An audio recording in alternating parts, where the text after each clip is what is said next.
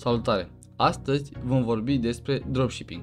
După cum știți, dropshipping-ul a luat amploare la noi în țară și cât mai multă lume vrea să încerce această afacere, însă nu mulți știu cum stă treaba cu acest model de business, iar eu voi încerca să vă explic mai clar și concis tot ce trebuie să știți despre dropshipping. În acest video vom vorbi despre ce trebuie să știm înainte să ne apucăm, care sunt costurile necesare pentru acest model de business, cum poți să faci profit și dacă merită sau nu să încerci acest business. În primul rând, începem prin a spune că dropshipping-ul este de fapt o metodă de vânzare în care un magazin nu deține deloc stoc fizic.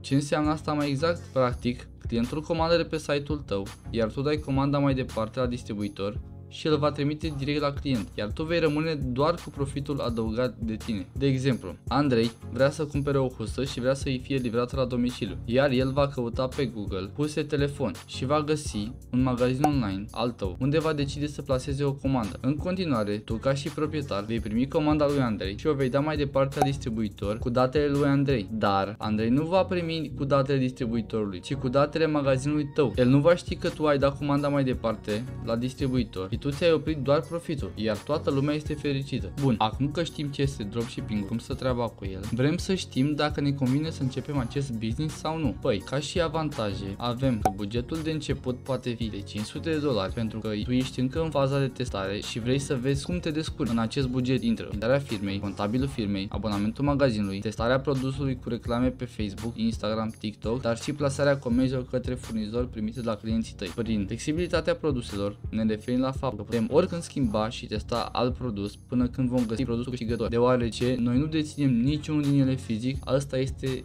unul dintre cele mai mari avantaje. Un alt avantaj ar fi că este ușor de realizat un magazin online cu Shopify. Cu un mic research pe YouTube, în maxim câteva ore poți să pui pe picioare un magazin pregătit să primească comenzi. Poți să vezi următoarele episoade dacă dorești să înveți cum să faci un magazin online pas cu pas chiar pe acest canal. Acum că am vorbit de avantaje, vom spune și câteva dezavantaje. Cel mai mare dezavantaj consider eu că este faptul că nu deții controlul livrării, care poate dura între 9-25 de zile și nu cunoști prea multe informații. Nu știi când ajunge sau în ce mod ajunge. De aceea, când comanzi, trebuie să te asiguri că ai track your order, adică îți poți monitoriza comanda și în felul ăsta știi în cât timp va ajunge estimativ la client, iar clientul va ști și el de asemenea, deoarece opțiunea aceasta ți-o voi adăuga tu pe site. Prin personalizare limitată ne referim la faptul că nu poți să spui logo-ul pe produse sau anumite mesaje însoțite de produs, deoarece tu nu deții niciun stoc fizic. Personalizarea începe de la cel puțin 400-500 de bucăți, din câte știu eu pe Alibaba, însă aici nu mai este vorba despre drop. Poate dura până la 1-5 zile până să primești bani. Ce înseamnă asta? Păi atunci când primești o comandă de la un client, tu trebuie să ai bani instant să comanzi mai departe la furnizor cât mai repede, ca mai apoi el să o trimită la client în scurt timp. Altfel, timpul de livrare va crește semnificativ. Care sunt costurile necesare pentru acest model de business? Ei bine, vorbim în primul rând despre abonamentul magazinului online, care este lunar. Este de $32, însă în primele 3 luni plătești $1.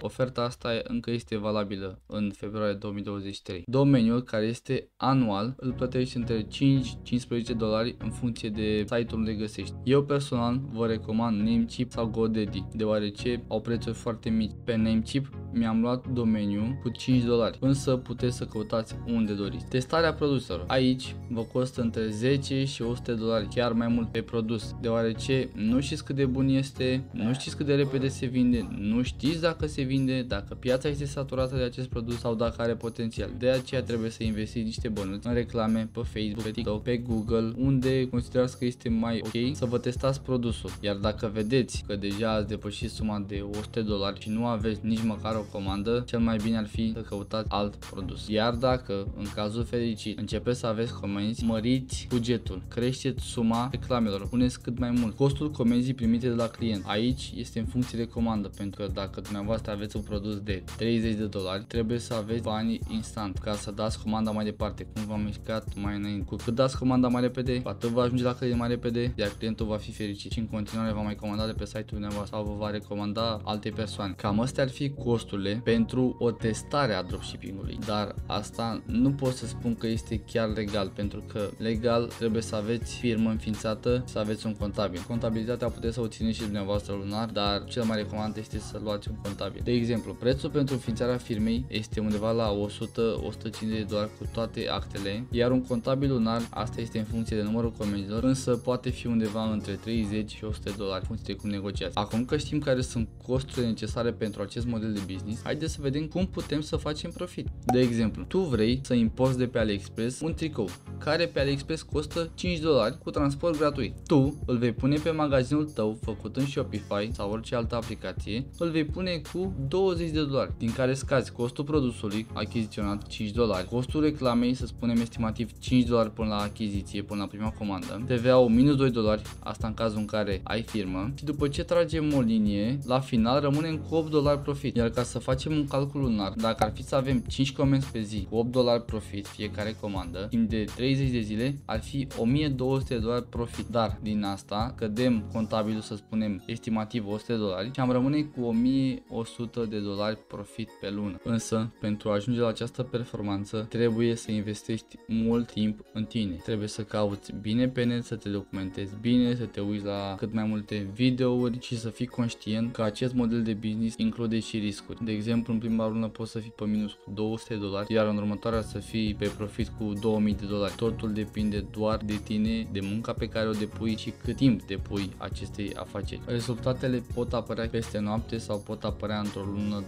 2-3. Nu trebuie să vă demoralizați. Trebuie să mergeți înainte și să încercați până când veți reuși, pentru că doar așa veți ajunge să aveți profituri cât mai mari. Sper că am fost destul de clar în legătură cu acest model de business. Sper că ați înțeles care sunt costurile reale ale acestei afaceri, că știți în ce vă băgați. Ce ziceți? Din punctul dumneavoastră de vedere, este o afacere cu potențial sau nu? Aștept părerea dumneavoastră în comentarii, iar dacă aveți orice altă întrebare, vă stau la dispoziție. Por la treabă!